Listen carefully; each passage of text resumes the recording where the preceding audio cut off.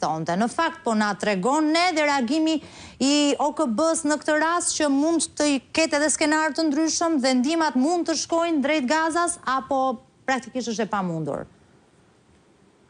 Me sa duket, sikur të jetë një luftë që ka filluar, domethënë një gjë që ka filluar për 10 ditë, 2 javë, ndoshta edhe të kishim shumë të vështirë të analizoshim, por fiks tashmë pas 2-3 ditëve bëhet fiks 2 vite kjo dhe sidomos këtë vitin e fundit që bllokada totalisht ku njerëzit po vdesin për një kafshat bukë dhe një gotë ujë dhe kjo falë qeverisë të Izraelit, kjo bllokadë duhet qahet në patjetër, por me sa duket nuk ka asnjë forcë në këtë botë përveç vetë hebrejve dhe lobit hebrej, ato që sponsorizojnë këtë genocid dhe këtë spastrim etnik. Po na tregon, duat kuptoj këtë.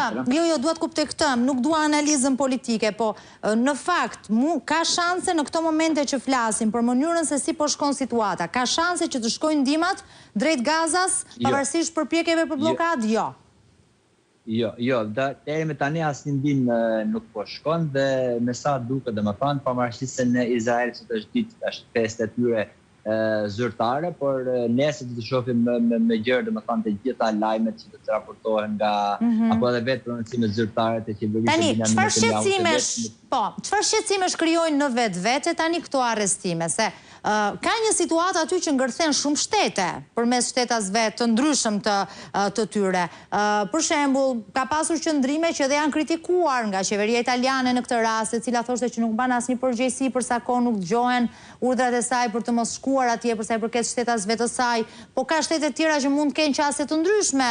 Turqia mund të ketë një qasje krejt tjetër. Ka një rrezik kjo situatë e krijuar dhe a duhet, nuk e di, ketë një sqarim për këto arrestime, çfarë ndodh me këto arrestime tani?